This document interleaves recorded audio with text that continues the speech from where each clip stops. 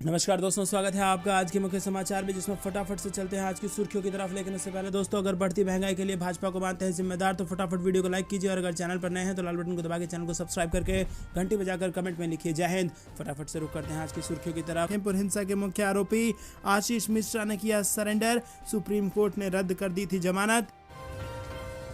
वहीं मुंबई में हनुमान चालीसा विवाद में सांसद नवनीत राणा और उनके पति को झटका, कोर्ट ने दोनों को 6 मई तक भेजा जेल। कमलनाथ का बड़ा बयान, बोले बीजेपी के विधायक मेरे संपर्क में हैं, समान नागरिक संहिता को बताया देश की संस्कृति के खिलाफ। इसी के साथ अगली बड़ी खबर में आपको बताएंगे कि रोशन लाल वर्मा के घर पर बुलडोजर चलने का मामला, अवैध निर्माण तोड़ने की जांच करेगी सपा की टीम, अखिलेश यादव ने लिया संज्ञान। राहुल गांधी ने एक बार फिर केंद्र की मोदी सरकार को घेरा, राहुल गांधी ने बढ़ती महंगाई को लेकर सरकार पर बोला हमला। 143 चीजों पर जीएसटी बढ़ाने की तैयारी, क्या है लिस्ट में आपको बताएंगे।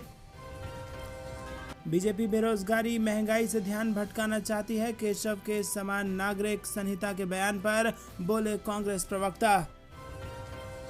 सांप्रदायिक हिंसा से जल रही थी राजधानी दिल्ली, अमित शाह इसे नहीं बचा सके, शरद पवार का आरोप। गुजरात में बीजेपी ला रही योगी वाली बुलडोजर नीति, कांग्रेस ने राज्यपाल से की शिकायत।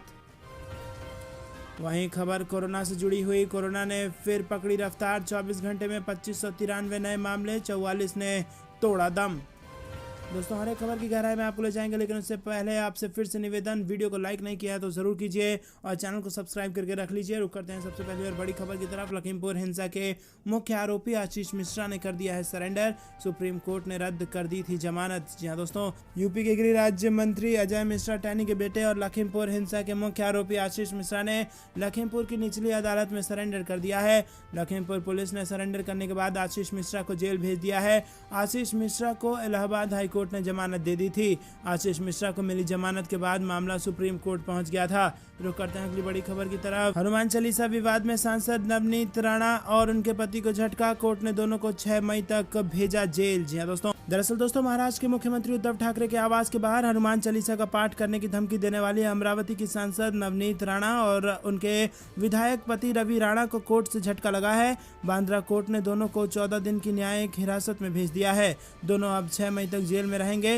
हालांकि इस बीच 29 अप्रैल को दोनों की जमानत पर सुनवाई होगी। दोनों को शनिवार को मुंबई पुलिस ने उस समय गिरफ्तार किया था जब वो अपने ऐलान के अनुसार मुंबई में अजान के विरोध में सीएम उद्धव ठाकरे के आवास मातोश्री के बाहर हनुमान चालीसा का पाठ करने के लिए निकले थे। और दोस्तों, आपको बता दें कि नवनीत राणा और रवि राणा ने सीएम ठाकरे के आवास के बाहर 23 अप्रैल को हनुमान चालीसा पढ़ने की चेतावनी दी थी। रुक करते हैं अगली बड़ी खबर की तरफ। कमलनाथ का बड़ा बयान, बोले बीजेपी के विधायक मेरे संपर्क में हैं, समान नागरिक संहिता को बताया देश की संस्कृति के खिलाफ। जी हाँ दोस्तों, मध्य प्रदेश में विधानसभा चुनाव 2023 को लेकर राजनीतिक पार्टियों के बीच जुबानी जंग तेज हो गई है। कमलनाथ ने कहा कि बीजेपी के कई विधायक मेरे संपर्क में हैं, समान नागरिक संहिता को लेकर कहा कि ये देश की संस्कृति के खिलाफ है। वहीं बीजेपी ने कांग्रेस को डूबता जहाज बताया है। शिवराज सरकार के मंत्री भूपेंद्र सिंह के बयान पर पूर्व मुख्यमंत्री और कांग्रेस प्रदेश अध्यक्ष कमलनाथ ने शनिवार को पलटवार किया है। कमलनाथ ने कहा कि उनके संपर्क में कई बीजेपी विधायक हैं। बता दें, एक दिन पहले भाजपा सरकार के मंत्री भूपेंद्र सिंह कांग्रेस के विधायकों के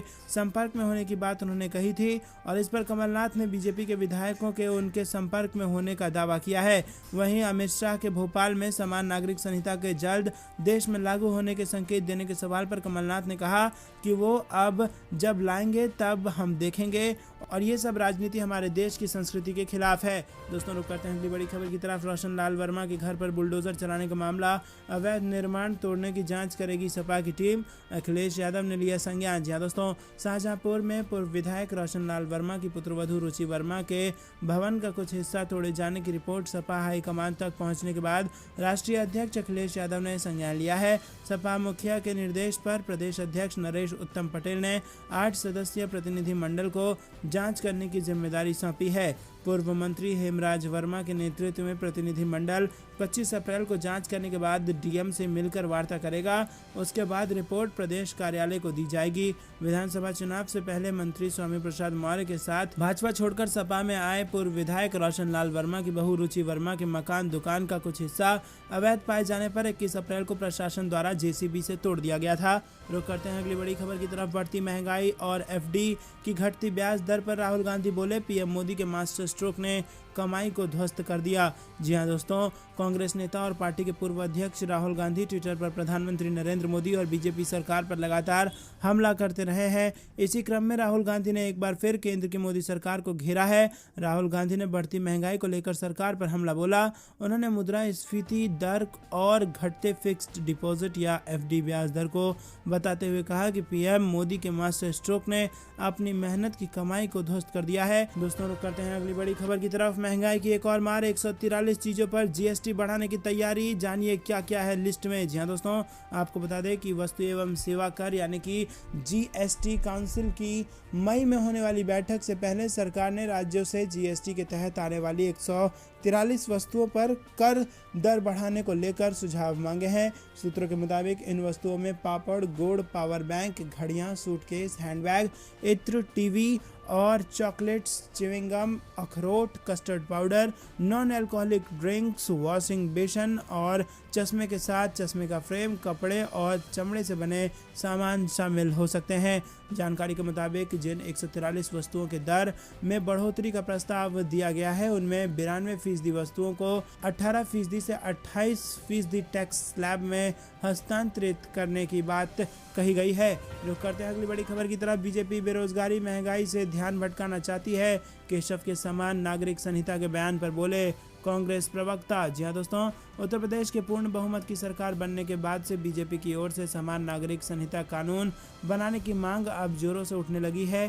प्रदेश सरकार के उप मुख्यमंत्री केशव प्रसाद मौर्य ने भी इसकी वकालत की है। उन्होंने अपने एक बयान में कहा कि सभी को इसका स्वागत करना चाहिए। प्रदेश सरकार इस दिशा में विचार कर रही है, तो वहीं कांग्रेस प्रवक्ता ने इसको लेकर बीजेपी पर जमकर निशाना साधा है। यूपी सरकार के उप मुख्यमंत्री केशव प्रसाद मौर्य ने समान नागरिक संहिता को लेकर कहा कि सभी को समान नागरिक संहिता की मांग और उसका स्वागत करना चाहिए।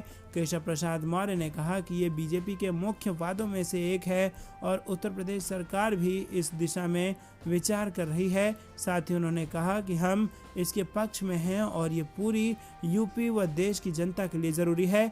वहीं प्रसपा मुखिया शिवपाल यादव भी समान नागरिक संहिता का समर्थन कर चुके हैं।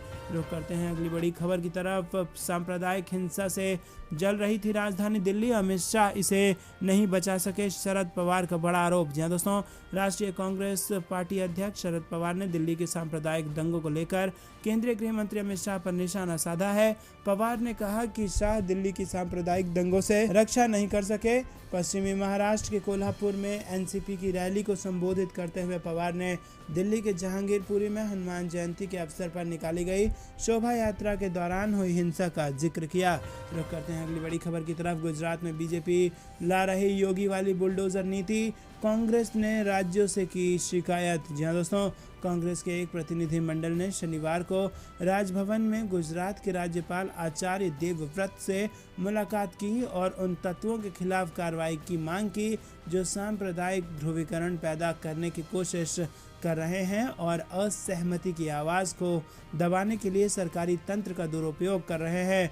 कांग्रेस ने राज्य की भाजपा सरकार पर उत्तर प्रदेश में अपने समकक्ष की तरह बुलडोजर राजनीति करने का भी आरोप लगाया है। प्रतिनिधिमंडल में विपक्ष के नेता सुखराम राठवा और एआईसीसी गुजरात प्रभारी रघु शर्मा और कई विधायक और वरिष्ठ नेता शामिल थे। इन्होंने राज्यपाल को एक ज्ञापन सौंपा और सत्तारूढ़ भाजपा पर नफरत की राजनीति करने और असहमति की आवाज़ को दबाने के लिए सरकारी तंत्र का दुरुपयोग करने का आरोप लगाया। रुक करते हैं अगली बड़ी। दिग्विजय सिंह भाजपा नेताओं पर करवाएंगे एफआईआर, बोले बीजेपी नेता आधे अधूरे वीडियो चलाकर कांग्रेस के खिलाफ फैलाते हैं झूठ। जी हाँ दोस्तों, खरगोन हिंसा में फेक वीडियो शेयर कर फंसे पूर्व मुख्यमंत्री दिग्विजय सिंह अब बीजेपी नेताओं के खिलाफ आक्रामक हो गए हैं। भाजपा नेता भी आधे अधूरे और फर्जी वीडियो अक्सर सोशल मीडिया पर शेयर करते हैं और दिग्विजय सिंह इसी को लेकर उनके खिलाफ एफआईआर दर्ज कराएंगे। साथ ही एक वीडियो को लेकर तो उन्होंने मानहानि का केस करने की धमकी भी दे दी है। पूर्व मुख्यमंत्री और कांग्रेस के वरिष्ठ नेता दिग्विजय सिंह ने 4 महीने पहले ही दिए भाषण का रियल और एडिटेड वीडियो शेयर किया है और उन्होंने लिखा है कि भाजपा हमारे वक्तव्यों को एडिट कर बदनाम करती है। ये इसका ज्वलंत उदाहरण है।